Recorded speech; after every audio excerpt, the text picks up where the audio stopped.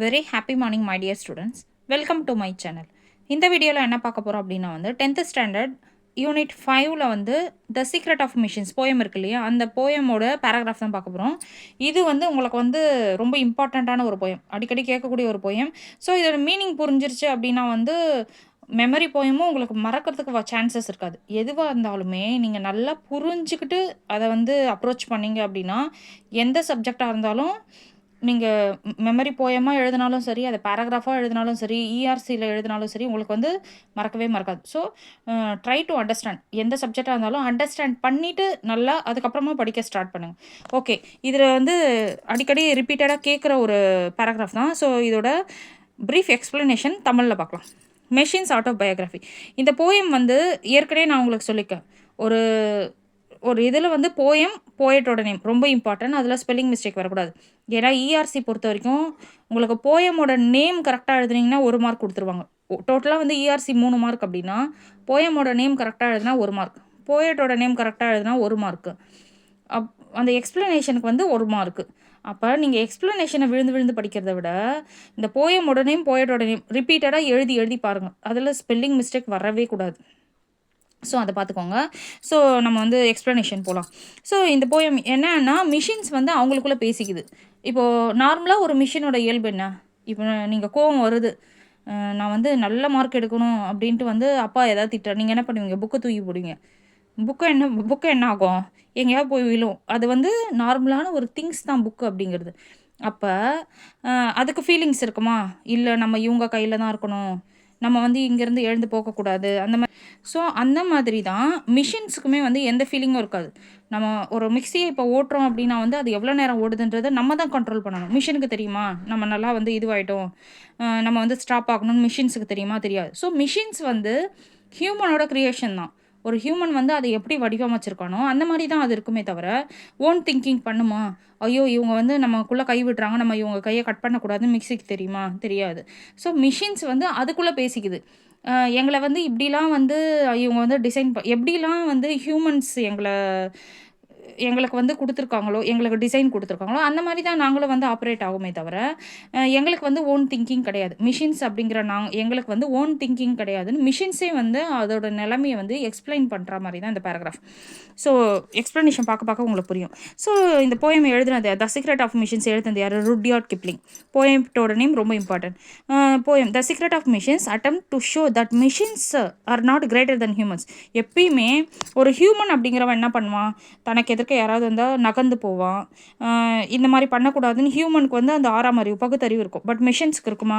இருக்காது. So machines எப்பயுமே ஹியூமனை விட கிரேட்டராக ஆக முடியாது.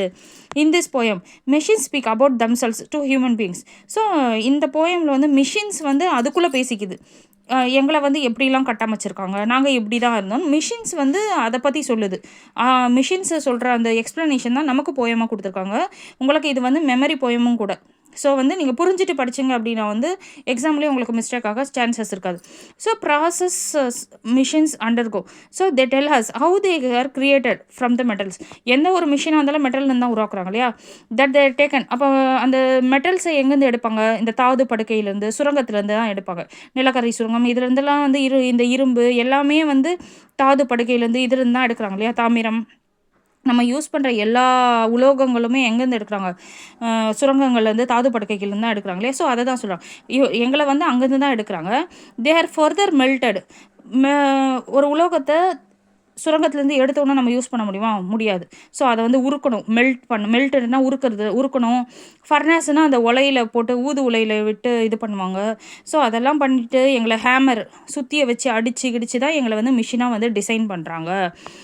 த மிஷின்ஸ் நீட். அப்போ ஒரு மிஷினுக்கு என்னென்ன தேவை? தொடர்ந்து ஓடிட்டே இருந்தால் அதுக்கு வாட்டர் தேவை, கண்டிப்பாக தேவை. கோல் வேணும், நிலக்கரி வேணும், ஆயில் வேணும். அந்த மிஷின் தேயாமல் இருக்க ஆயில் விடுவாங்க. And a very little place to run.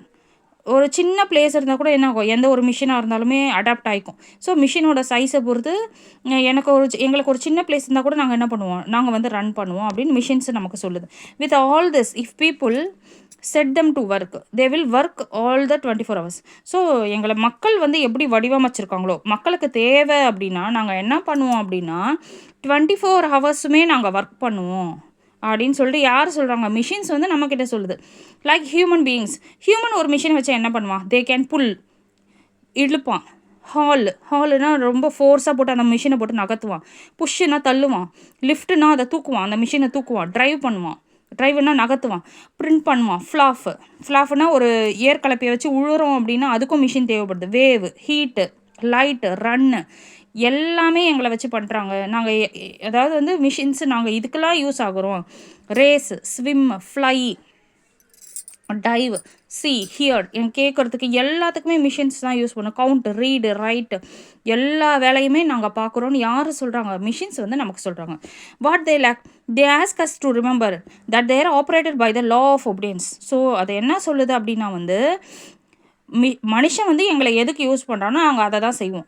மனுஷன் வந்து எங்களை என்ன சொல்லி இப்போ ஒரு ஆர்டர் கொடுத்து எங்களை டிசைன், மிக்ஸின்னா அது வந்து அரைக்கணும், வாஷிங் மிஷின்னா அது வந்து துணி தான் துவைக்கணும்னு எங்களுக்குன்னு ஒரு டிசைன் கொடுத்து லா ஆஃப் ஒபீடியன்ஸ் கொடுத்துருக்காங்க. ஸோ அவங்க எங்களை எப்படி ஆப்ரேட் பண்ணுறாங்களோ நாங்கள் அப்படி தான் ஆப்ரேட் ஆகும் வித்தவுட் திங்கிங். இப்போ ஒரு மிஷினில் துணியை போட்டுட்டு ஆன் பண்ணி விட்டுட்டு நீ துவைக்காதுன்னு சொன்னால் அது துவைக்காமல் இருக்குமா? இருக்காது. ஸோ அதுக்கு வந்து திங்கிங் பவர் கிடையாது. அண்டு ஃபீலிங்ஸும் கிடையாது. வாஷிங் மிஷினுக்குள்ள கை விட்டால் என்ன ஆகும்? கடன் நம்ம கையும் சேர்ந்து அதோட சுற்றி கை தான் போகும் இல்லையா? ஸோ அதுக்கு ஃபீலிங்ஸும் கிடையாது. தே ரிவீல் ஹே ஹார்ஷ் ட்ரூ. ஸோ வந்து தே ரிவீல்னா மிஷின்ஸ் வந்து வெளிப்படுத்துது.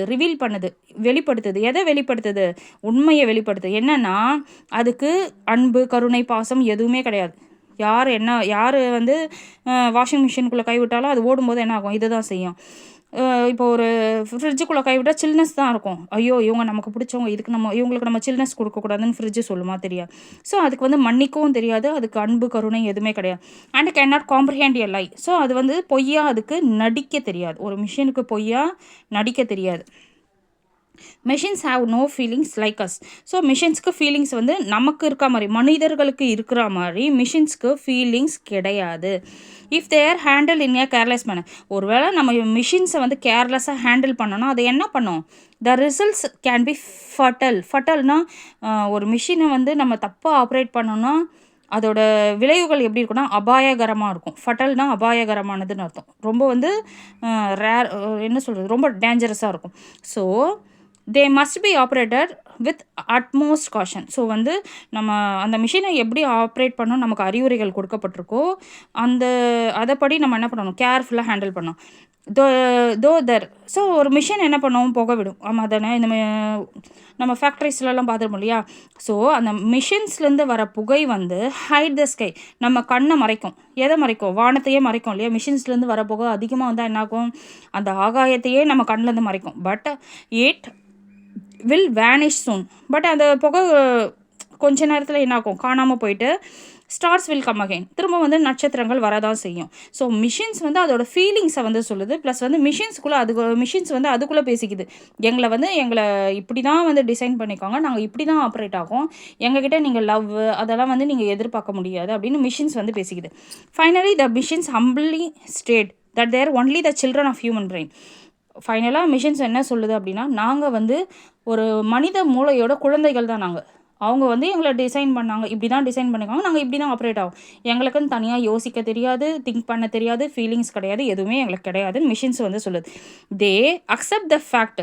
ஸோ வந்து மிஷின்ஸ் வந்து அதோட உண்மை அதுதான் அப்படின்னு சொல்லிட்டு மிஷின்ஸ் வந்து அக்செப்ட் பண்ணுது. That there not superior to mankind. So machines வந்து சொல்லுது நாங்கள் வந்து மனிதர்களை விட நாங்கள் சிறந்தவங்க கிடையாதுன்னு மிஷின்ஸ் வந்து ஸ்டேட்மெண்ட் கொடுக்குற மாதிரி தான் ருட்யார்ட் கிப்ளிங் இந்த போயமை வந்து டிசைன் பண்ணியிருக்காரு. So machines cannot replace human. So எப்பயுமே ஒரு ஹியூமனுக்கு இருக்க அந்த ஃபீலிங்ஸு அதெல்லாமே வந்து மெஷின்ஸுக்கு கிடையவே கிடையாது. ஸோ மெஷின்ஸ் எப்பயுமே வந்து ஹியூமனை விட சுப்பீரியராக ஆக முடியாது, சூப்பர் பவர் இதுவாக இருக்க முடியாது அப்படின்னு சொல்கிறாங்க. ஸோ மெஷின்ஸ் வந்து நம்ம என்ன சொல்கிறோமோ அது செய்யும். மாரல் வந்து குட் சர்வெண்ட் தான், நம்ம என்ன சொல்கிறோமோ அது செய்யும். பட் வந்து நம்ம அதை தப்பாக ஹேண்டில் பண்ணிட்டோன்னா பேட் மாஸ்டராகவும் சேஞ்ச் ஆகும். இதை தான் வந்து ருட்யார்ட் கிப்ளிங் வந்து ப்ரீஃபாக வந்து இந்த பேராகிராஃபில் சொல்லியிருக்காரு. ஓகே, நீங்கள் வந்து இந்த பேராகிராஃப் உங்களுக்கு எந்த அளவுக்கு புரிஞ்சுதுன்னு எனக்கு கொஞ்சம் கமெண்ட் பண்ணுங்கள். ப்ளஸ் வந்து உங்கள் ஃப்ரெண்ட்ஸுக்கும் ஷேர் பண்ணுங்கள். இது வந்து ரொம்ப இம்பார்ட்டண்ட்டான ஒரு இது. ஸோ இதை ஸ்கிப் பண்ணாதீங்க. உங்களுக்கு எந்த அளவுக்கு புரிஞ்சுதுன்னு எனக்கு கமெண்ட்டில் சொல்லுங்கள். தேங்க்யூ.